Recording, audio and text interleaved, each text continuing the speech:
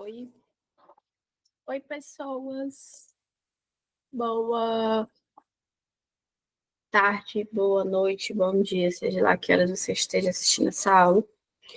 Como eu falei para vocês na última aula, eu trouxe para vocês o Atlas de Urinálise, tá?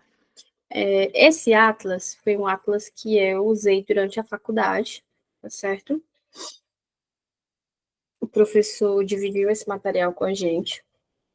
E aí, como eu achei ele muito interessante, muito didático, eu resolvi trazer para trabalhar com vocês, tá bom?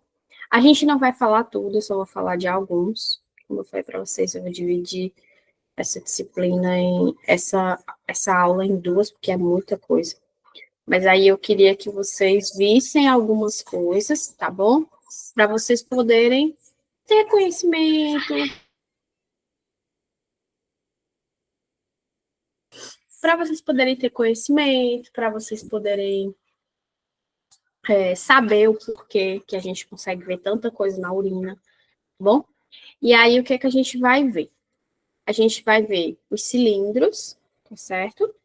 Os tipos de cilindro, nós vamos ver os cristais e os tipos de cristais. Cristais, você percebe aqui que tem vários, né? Nós vamos ver algumas estruturas, e dentro dessas estruturas nós vamos ver bactérias, células epiteliais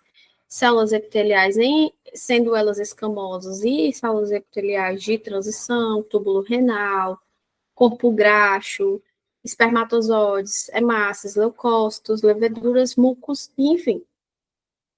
Acho interessante vocês saberem sobre isso, porque quando você está operando o equipamento, você que seleciona as fotos, né, as melhores fotos, para o analista poder identificar ali mais ou menos o que é que tem ali naquela urina, tá bom?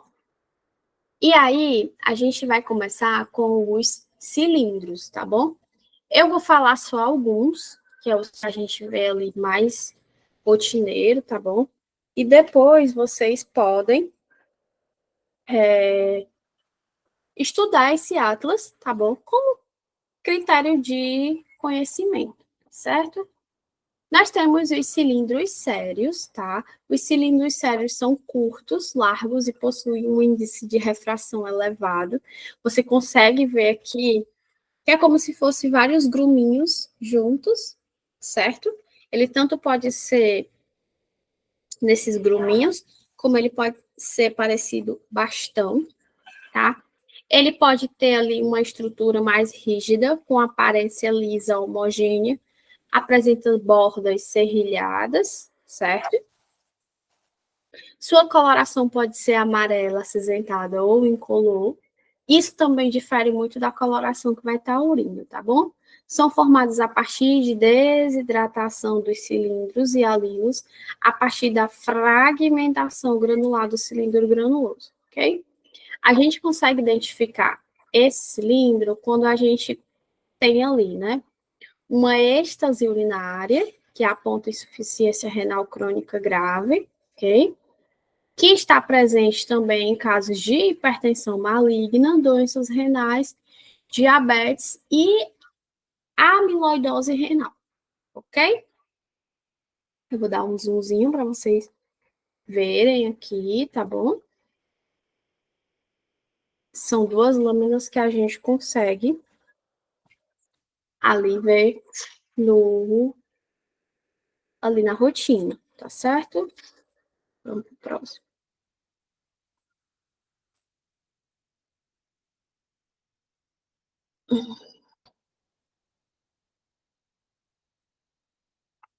Eu acho legal desse Atlas que ele te dá, certo?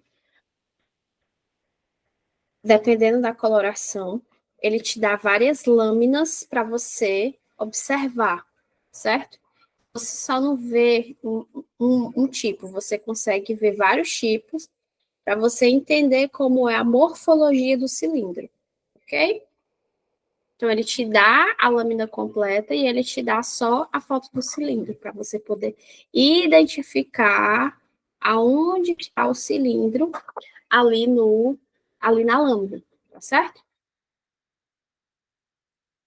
O próximo são os cilindros epiteliais. Características de cilindros epiteliais ou células, os núcleos, tá? Você vai ver os núcleos presentes.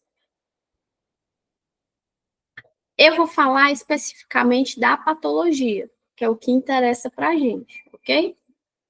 Depois, com calma, vocês vão ver as morfologias, estudar isso com calma, ok? Para quem gosta de prestar concurso, é muito interessante tanto estudar esse atlas de uranálise, como você também, eu posso pesquisar depois e mandar para vocês, atlas de parasitologia, tá certo? Porque, principalmente parasitologia, porque muitas das vezes é só o que cai em concurso, né? A morfologia dos ossos ou a morfologia do parasita é muito importante. No caso dos cilindros epiteliais, eles são raramente vistos na urina, não é uma coisa ali que a gente vê bastante. Mas quando a gente tem ali paciente acamado, às vezes a gente consegue ali encontrar. Eles acontecem devido aos raros episódios de doenças renais que causam danos aos túbulos, né, que causam ali um processo de necrose.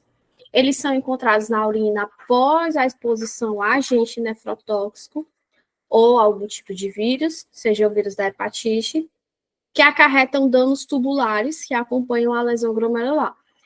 Na rejeição renal, os mesmos também acompanham os cilindros leucocitários.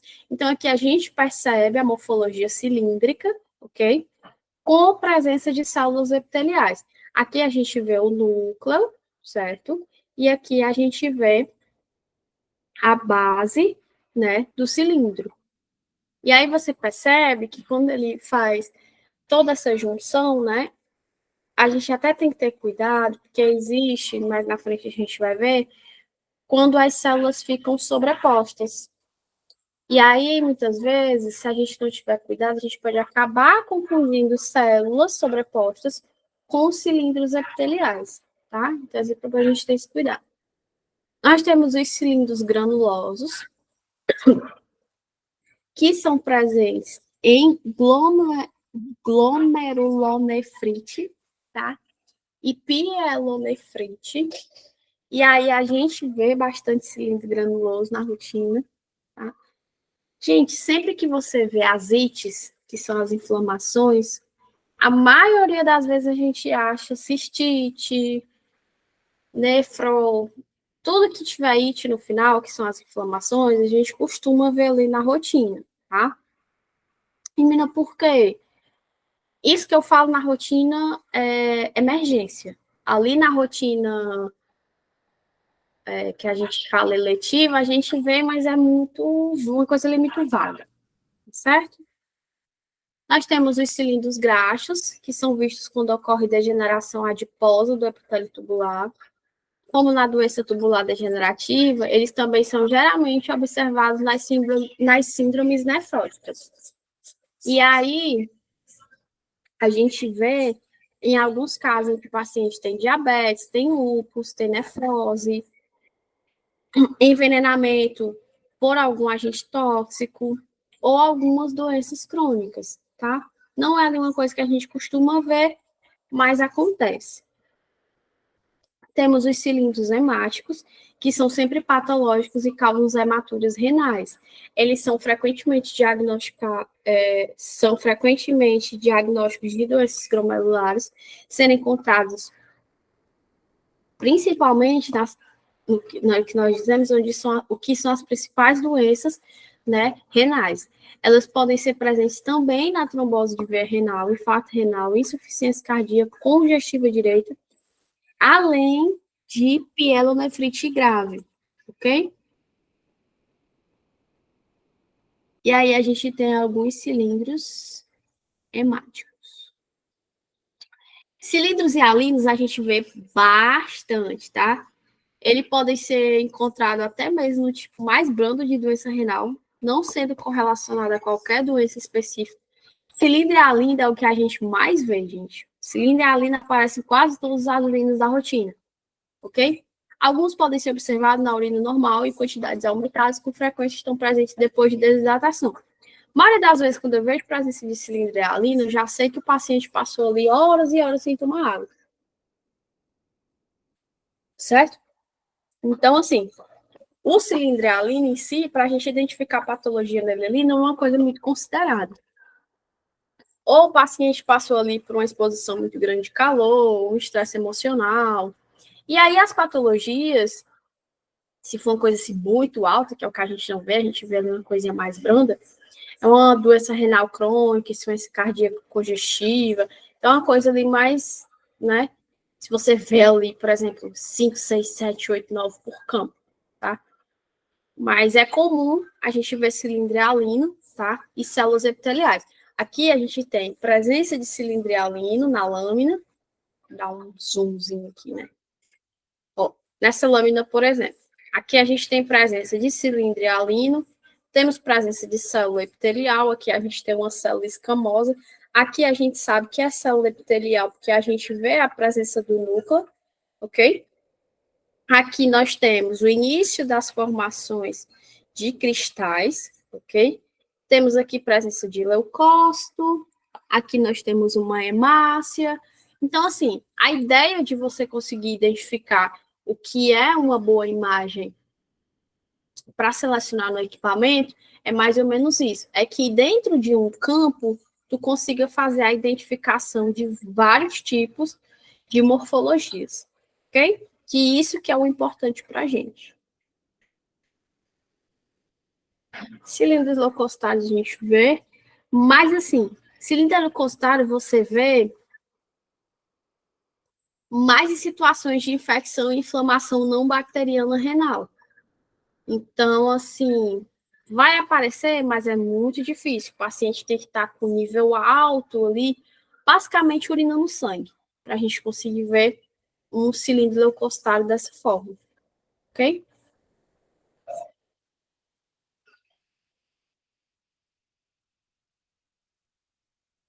Agora a gente chegou na parte e eu particularmente gosto muito de falar, que são os cristais. Gente, os cristais, particularmente, cristal que a gente vê mais na rotina é ácido úrico, oxalato de cálcio, mas aí tem alguns cristais que a gente acaba vendo também, que às vezes passa despercebido, ou que às vezes a gente acaba confundindo com outros cristais, ok? Por exemplo, o cristal de bilirrubina, ele aparece como se fosse várias agulhas juntas, pontiaguda. E eles sempre estão presentes nas doenças hepáticas. Pacientes que são doentes hepáticos, na maioria das vezes, a gente vê ali uma quantidade considerável de bilirrubina na urina, ok? Transtornos que produzem danos tubulares renais, o paciente vai excretar bastante cristal pela urina. Ah, isso vai significar... Não, calma, gente, tá? Esses cristais são as morfologias que não auxiliam a entender a patologia do paciente naquele momento. E esses cristais podem ser agregados à matriz dos cilindros. Então, por isso que a gente tem que ter muito cuidado. Aqui, por exemplo, a gente vê um cristal de bilirrubina, mas aqui ele ainda está se formando. Por isso que eu acho interessante esse livro, porque ele te mostra o cristal formado, aqui nós temos o cristal formado, em sua morfologia completa, e aqui a gente percebe o cristal em processo de formação. A morfologia está ali no seu processo inicial. E aí, a gente tem que ter esse cuidado, porque tem cristais que, quando estão no processo de formação, a gente pode acabar confundindo com outros. Por exemplo, aqui ele colocou o carbonato de cálcio.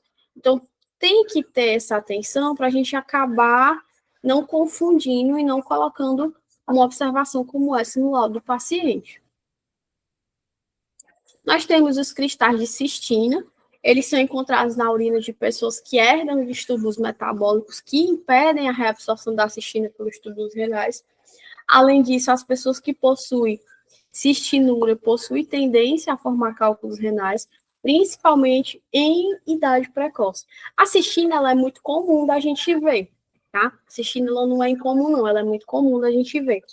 E a cistina, a gente só tem que ter um certo cuidado, porque às vezes quando elas estão muito sobrepostas, muito juntas, a gente acaba confundindo ela, por exemplo, com... Deixa eu ver aqui.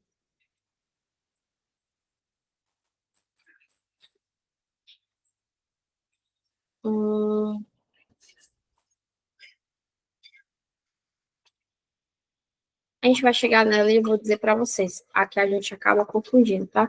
Só vai ter lá embaixo, lá no final. Mas a gente tem que ter um pouquinho de cuidado com os cristais de cistina, para a gente não confundir, tá? Nós temos os cristais de colesterol, que são cristais que indicam a intensa ruptura tissular, e aí a gente vê nefrite, condições nefríticas, quiluras, síndromes nefróticas. E os cristais de colesterol, eles são bem... eles chamam bastante atenção por essa morfologia quadrada que fica uma coisa ali muito sobreposta, tá? Nós temos as leucinas. As leucinas são encontradas na urina de pacientes com doença urinária em xarope de bordo, defeito do metabolismo do aminoácido, na síndrome de má absorção, de metina e doenças hepáticas. Nós temos os cristais de tirosina. Os cristais de tirosina são presentes em disfunção hepática grave, pacientes ali que estão sofrendo problemas renais e problemas ali já bem complicados, são encontrados também em doenças hereditárias do metabolismo de aminoácidos, principalmente tirosinemia. E você percebe que o cristal de tirosina ele é muito parecido com o cristal de bilirrubina. Por isso que eu falo para vocês que você tem que ter muita atenção quando você está operando o equipamento, para você não ficar confundindo e acabar botando a foto do mesmo cristal quando você tem outros cristais que você poderia ali identificar, ok? Nós temos o cristal de ampicilina, que é quando a gente consegue identificar ali na urina a precipitação do antibiótico. Não é muito comum, porque a ampicilina não é tão utilizada assim. Acontece quando o uso do antimicrobiano é realizado em altas doses sem a hidratação adequada. Aí a gente começa a identificar ali a formação do cristal. Esse cristal aqui não é muito visto, tá? Aí a gente vai para o cristal de ácido hipúrico.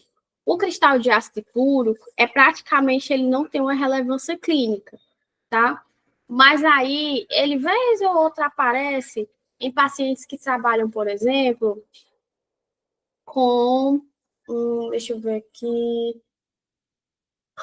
materiais tóxicos, resumindo, certo? Por isso que tem empresas que fazem metil hipúrico para poder verificar a quantidade de ácido hipúrico no organismo. Ok? Aí nós temos o ácido úrico. O ácido úrico, muitas vezes quando a gente vê ácido úrico, que é o que nós chamamos de formação oval, ele é muito encontrado na rotina. A presença desse cristal não exige uma importância clínica quando ele é em baixa quantidade, visto que pode ser ocorrência natural do organismo. Porém, dentre as condições patológicas nas quais esse cristal são encontrados na urina, inclui elevado metabolismo de purina, tá bom? Nefrite crônicas, febris agudas e gota, em pacientes com leucemias que recebem quimioterapia. Os cristais de ácido úrico aparecem muitas vezes. Ó, quando aparece assim, a gente já... que é basicamente que eu coloco no laudo. Eu coloco presença de cristais de ácido úrico em todos os campos, em alto, de forma numerosa. Forma numerosa, pronto. Certo? E aqui a gente vê cristal de ácido úrico predominante demais. E eu acho legal que ele tem essa formação, né? Roseta, oval, e tem as extremidades mais pontiagudas. Aqui no finalzinho, esses quadradinhos, a gente já está vendo o início da formação do oxalato de cálcio. A gente vai ver o oxalato de cálcio mais na frente. Quando a gente encontra pouquinho assim, a gente não vê como algo tão relevante, certo?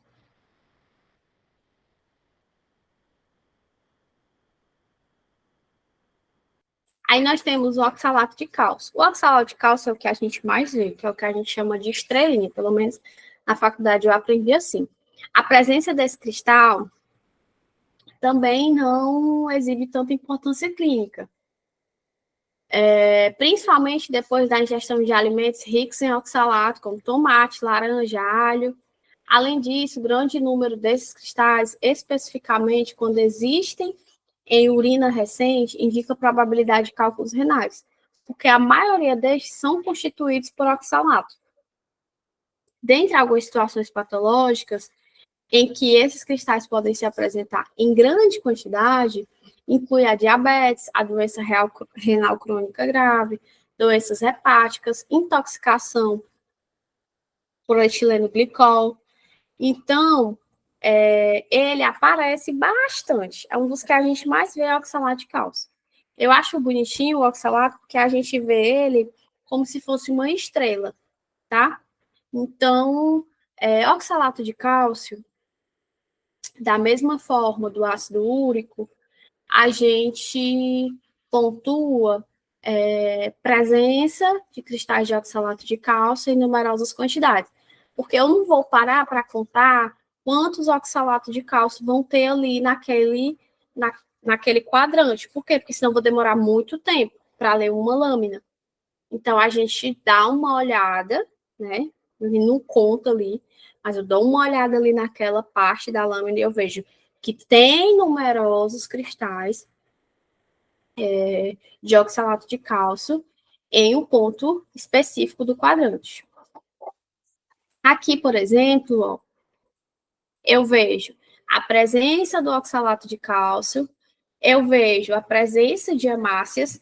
Não sei se já explicaram isso para vocês. Por exemplo, a hemácia, a gente caracteriza ela como bala soft. Por que bala soft? Porque ela é uma circunferência com o achatado no meio. Aí, aqui a gente pode ver, por exemplo, a presença de uma, duas, três, quatro, cinco, seis, sete, oito hemácias. E aí, quando eu vou colocar isso em laudo, eu já coloco. Claro, eu vou verificar todos os campos e aí eu vou verificar se dentro dos campos existe essa quantidade específica de hemácias. E aí eu coloco presença de 6 a 8 hemácias por campo. Aqui eu também tenho presença de leucócito. Aqui é hemácia e aqui leucócito. O legal do sumário é a gente conseguir realmente identificar essas morfologias. Para a gente, justamente quando vai operar o equipamento, a gente saber o que é que a gente tem que capturar. E o que eu acho legal aqui nesse Atlas é que você consegue ver o todo. E ele te dá onde é que você consegue identificar os melhores espaços para você capturar as telas, tá certo? O próximo que a gente tem é o cristal de oxalato de cálcio monohidratado. Esse cristal, ele é muito presente quando você vê ali um processo de desidratação, certo? Processos de desidratação muitas vezes aparecem, tá? Outro que a gente vê também bastante na rotina é o uratamorfo. O uratamorfo, ele não tem ali uma importância clínica, tá? Mas quando a gente vê ele ali de forma muito exacerbada, a gente começa a identificar que foi porque o que aconteceu? O paciente passou muito tempo com a urina na bexiga. E aí, o uratamorfo, ele começa a nascer de forma muito rápida. Ou seja, o paciente está muito tempo sem tomar líquido e essa urina está muito tempo ali dentro da bexiga. E aí começam a nascer os uratamorfos, tá? O uratamorfo é muito visto na rotina, muito visto. Principalmente, você vai identificar o uratamorfo O uratamorfo a gente já sabe quando vem para a rotina. Por exemplo, quando você vai centrifugar, depois que você centrifuga, que fica aquela massa no final, lá no sobrenadante. Aquela massa, pode ter certeza que quando você botar na lâmina dá uratamorfo, tá bom? Cristal de urato de sódio, também não tem ali uma importância clínica, aparece, mas é ali uma coisa que a gente não tem muito que se preocupar. Hum, o cristal de biurato de amônio não é uma coisa que a gente vê muito na rotina, muito difícil a gente ver, tá? Vou dar uma pulada. O carbonato de cálcio, a gente vê, certo? Mas como ele não tem uma relevância clínica, a gente acaba deixando ele um pouco para lá, certo? Outro que a gente tem são os fosfatamorfos. Os fosfatamorfos também a gente vê bastante na rotina. Vou dar um zoomzinho. Agora sim, fosfatamorfo você tem que ter um pouco de cuidado, porque às vezes eles têm muito e eles ficam muito sobrepostos, e aí você acaba vendo o fosfatamorfo e confundindo com, por exemplo, levedura. Então você tem que ter um pouquinho de cuidado quando você for, quando você achar, né, esse cristal na urina. Por quê? Porque senão você pode colocar lá como se ele fosse uma levedura, sendo que ele é apenas um cristal sem relevância clínica, tá bom?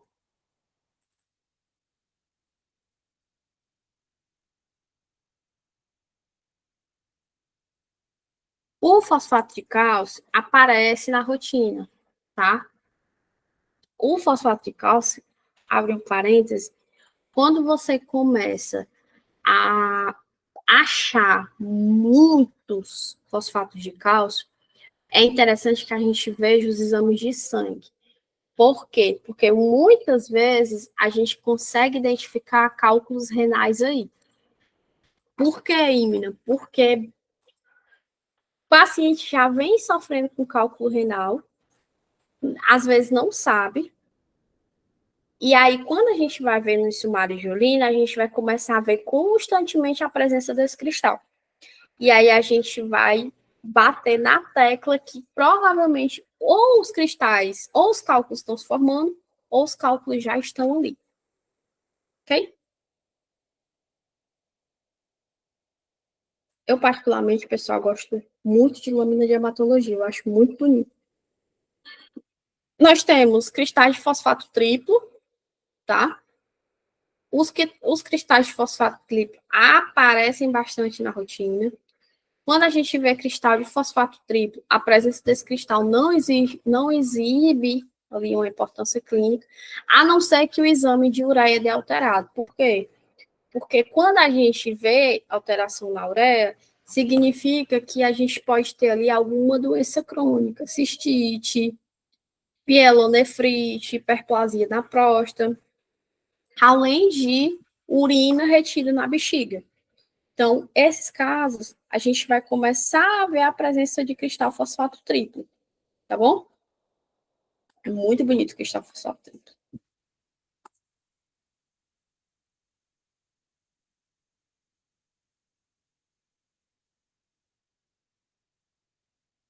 Pronto. Eu vou parar aqui em estruturas diversas. E aí, na próxima aula, a gente vai dar continuidade em estruturas diversas, certo? E a gente encerra a disciplina, ok? Um abraço, encontro vocês na próxima aula.